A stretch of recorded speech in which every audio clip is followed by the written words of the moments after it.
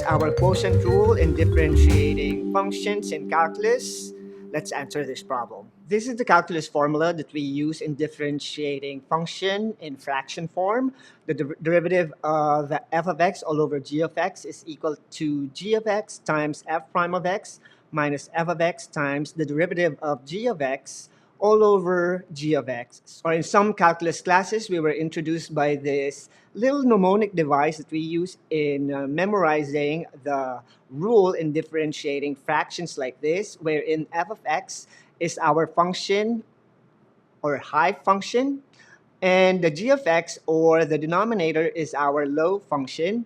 And to further simplify this, we call this our high, hi, and low as lo, because using this mnemonic device, we'll have the formula for differentiating function in fraction form as this. So g of x will be low, and the derivative of f of x is f prime of x will be d high, or derivative of the function on the numerator. So it goes something like this. So we'll have low times d high minus high times d low all over low times low. So this is basically how we memorize, or I memorized, the quotient rule when I was learning calculus for the first time, and it stuck with me up until now. And this is what I usually use to teach my students on how to memorize this crazy formula in calculus in differentiating a fraction or polynomials in fraction form.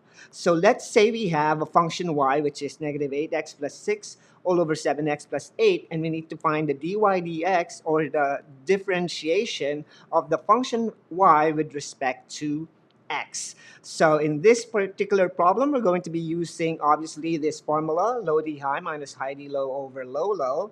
And in the function y prime of x, we're going to be needing our high, which is negative 8x plus 6, represented by our numerator, and our low, which is 7x plus 8, represented by 7x plus 8.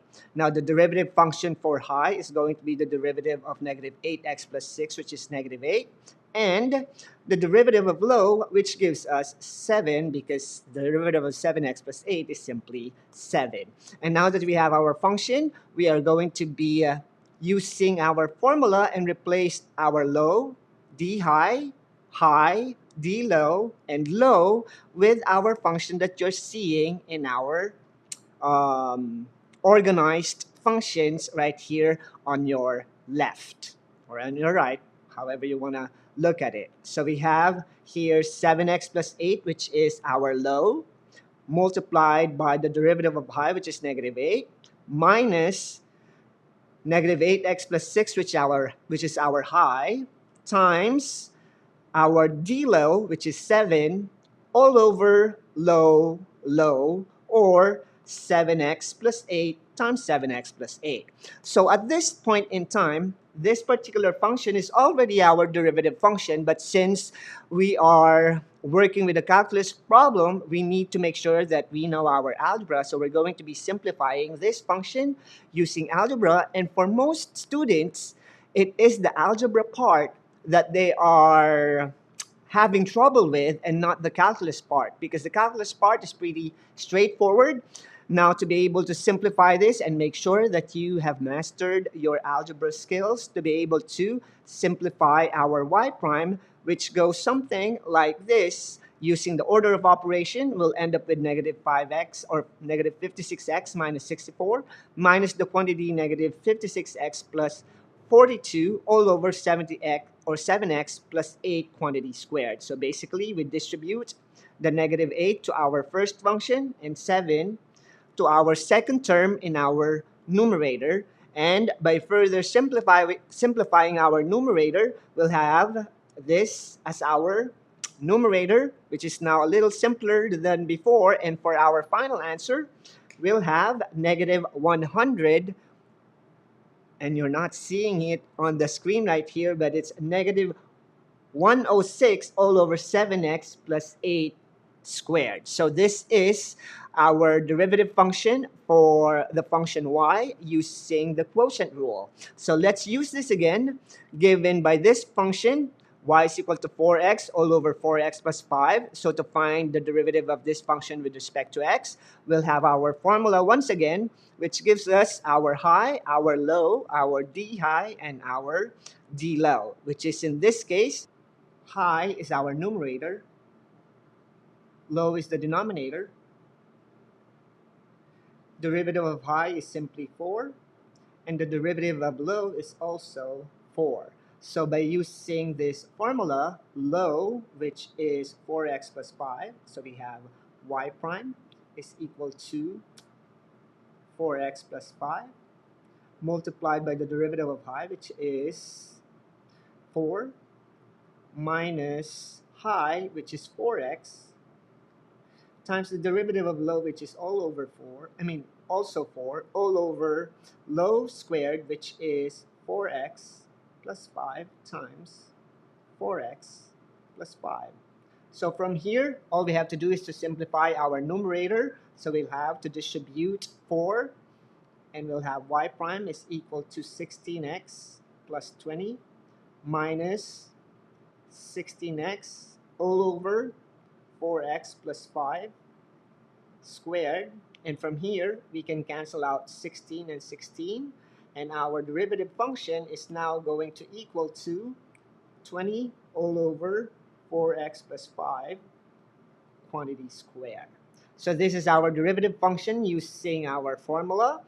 And make sure that you are understanding your steps and process. And once you get used to it, you can get rid of all these added steps right here and proceed to just differentiating your function using mental mathematics. So let's have another problem here on finding the derivative of a certain function like 5 square root of x all over 3. Now this is a little bit special, and the reason why this is a little special is because I want to highlight one of the many skills that you need to have in calculus, which is knowing when to use the quotient rule and knowing when not to use the quotient rule and use algebra instead. And this is one of those problems that you can just use algebra first and then calculus to make life a little easier for you in differentiating y. And by modifying this function, we can change y into 5 over 3 times the square root of x. And from here, we can differentiate square root of x, making our y prime equal to 5 over 3 times the derivative of square root of x in terms of x. And now all we need to do is to focus our attention to the square root of x and take the derivative of that, and we'll have d dx of x raised to 1 half, which is 1 over 2 times x raised to 1 half minus 1, or 2 all over 2. So we'll have 1 half x raised to negative 1 half, which we can further simplify into 1 all over 2 square root of x. So this is now the derivative of square root of x, and all we have to do is to multiply our derivative to 5 over 3. So we'll have 5 over 3 times 1 all over 2 square root of x, which will give us 5 all over 6 square root of x. And this is now the derivative of our function, and we're able to differentiate y using power rule without resulting to the derivative rule or the quotient rule for y. Now for this example right here, we have two functions wherein the quotient rule can be optional. And the reason why it's optional is because even though you use the quotient rule for these two functions, you will still get the right answer.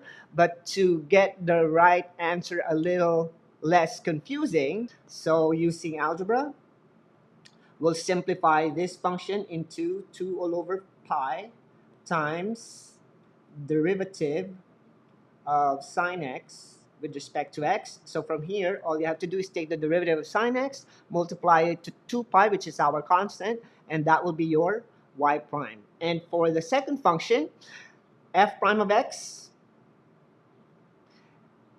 is simply 0. And the reason why this is 0, it's because we know that 6 e to the 4 and fifth root of pi, all of them are constant, and the derivative of a constant in calculus is equal to 0. So again, these two clearly showing you that quotient rule may be used in finding the derivative of these two functions, but if you're just going to be using your algebra skill first, it's actually an easy problem to work on.